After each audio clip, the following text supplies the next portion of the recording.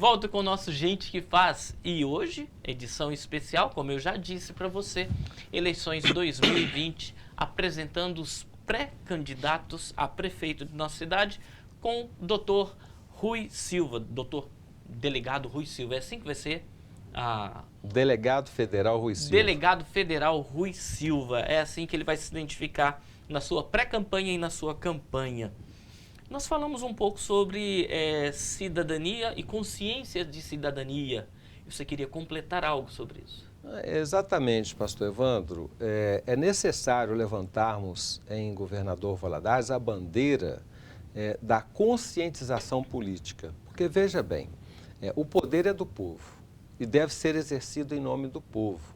Quando um político é eleito, seja para o legislativo, seja para o executivo, ele não é eleito para exercer poder em nome próprio, ele é eleito para exercer poder em nome do povo. Só que culturalmente não é assim que acontece. E por não acontecer como orienta a Constituição da República e também a Constituição do Estado, a Lei Orgânica do Município, a gente costuma dizer que em Governador Valadares não tem democracia. O que tem aqui seria uma oligarquia político-econômica. E essa oligarquia, ela se vale de três coisas básicas para tentar se perpetuar no poder. Ela se vale do muito dinheiro que tem, e grande parte desse dinheiro é dinheiro público. Ela se vale de um número muito grande também de mercenários. O mercenário, ele apoia um candidato, ele apoia um político, sem levar em conta, porque para ele isso não interessa, a qualidade moral, os princípios, os valores e os objetivos daquele que ele apoia.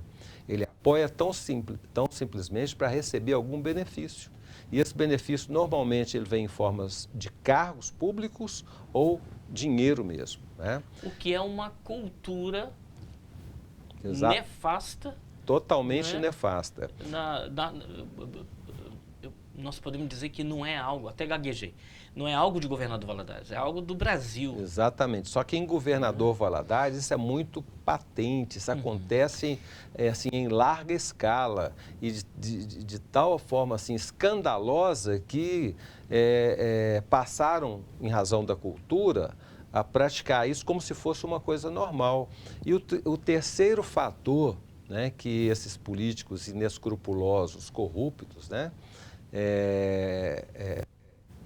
contam com ele e usam, infelizmente, a nossa população, e é exatamente por isso também que não há investimento em educação, eles contam com uma população, em grande parte, alienada do ponto de vista político. Do ponto de vista político, infelizmente, a gente tem que dizer a verdade, a nossa população ainda é bastante alienada. Basta dizer que 10% dos eleitores deixam para escolher o candidato já no momento da votação, lá na porta do local de votação, pega um papel qualquer lá e vota naquela pessoa. Também não é por outro motivo que existem os currais eleitorais e os votos de cabresto. Então, eles contam com esses três fatores. E isso é extremamente nocivo, prejudicial à nossa população e ao nosso município, ao nosso país como um todo. Porque acaba que, em sendo assim, o poder que deveria ser do povo acaba sendo exercido em benefício de uma minoria. E como resolver isso? Porque a gente tem que apresentar o problema e apresentar a solução também. Isso vai resolver no momento que a gente levantar a bandeira e a gente desenvolver uma política, um trabalho intenso de conscientização política da população, de tal forma que o eleitor venha a exercer de direito, mas de fato também, a sua verdadeira cidadania. Cidadania não significa simplesmente o direito de votar e ser votado. Significa escolher de forma livre, mas também consciente. E inteligente. Inteligente, aqueles que vão nos representar nas esferas de poder. E escolha consciente requer uma análise, um conhecimento sobre a vida pregressa dos candidatos, para se saber se é uma pessoa íntegra ou não, para se saber a história de vida daquela pessoa, analisar o presente daquela pessoa para saber o que ela está fazendo da vida, se realmente tudo que fala. Se a conduta dela é compatível com o discurso. Com o discurso. E saber também quais são as propostas desses candidatos. O cidadão não pode simplesmente votar porque alguém mandou. É porque alguém disse. O senhor veja, pastor e amigos, é muito comum, e em Governador Valadares isso acontece demais, no período eleitoral eles prometem tudo.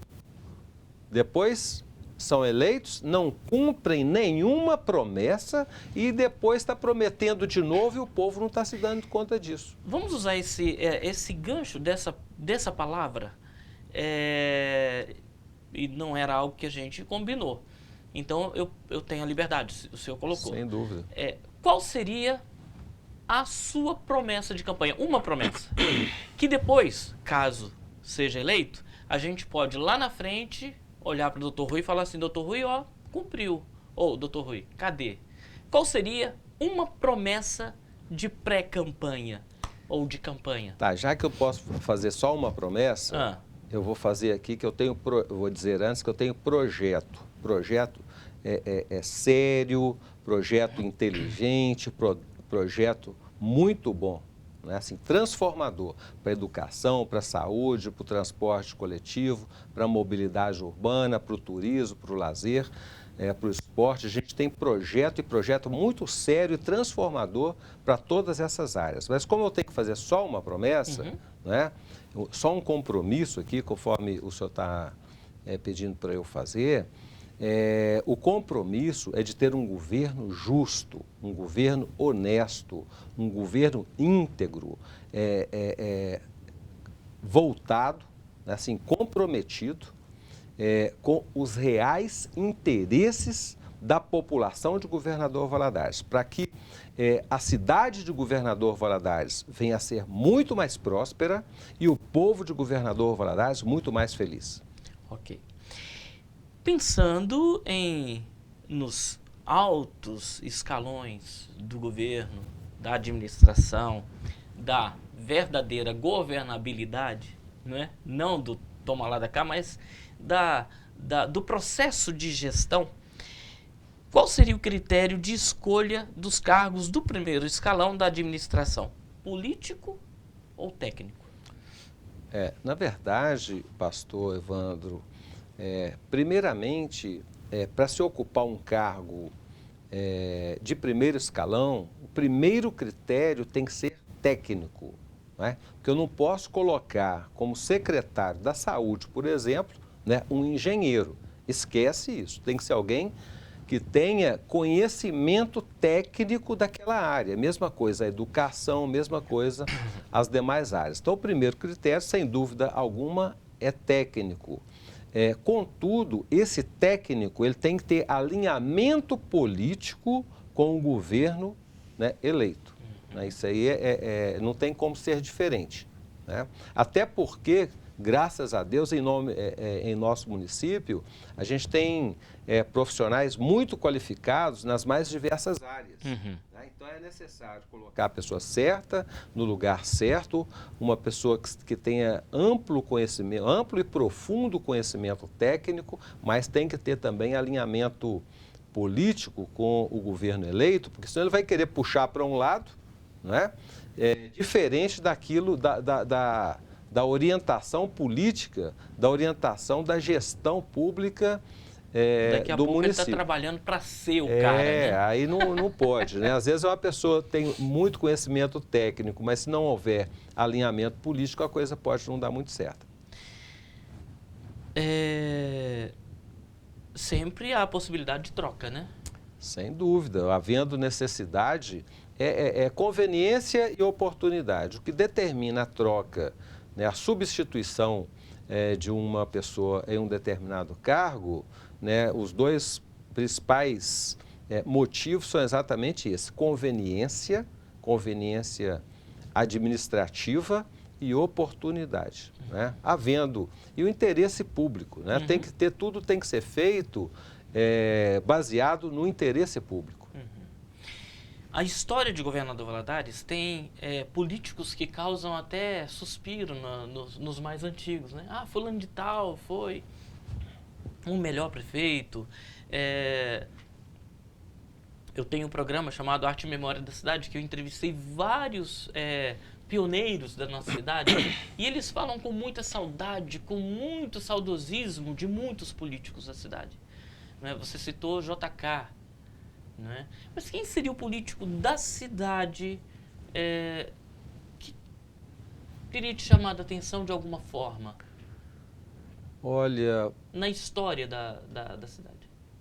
Olha, pastor Evandro, eu estou em Governador Valadares desde 1999. Quando eu cheguei para Governador Valadares, logo em seguida foi eleito prefeito de Governador Valadares o senhor João Domingos Fassarella. Né? Eu tive a oportunidade de participar de pelo menos uma reunião no Teatro Atiaia, né, assim, liderada por ele, onde estava sendo discutido ali a questão do orçamento, né, da aplicação do orçamento no município. E aquele senhor, ele me chamou a atenção pelo carisma, pela simplicidade, pela competência, até pelas obras que realizou.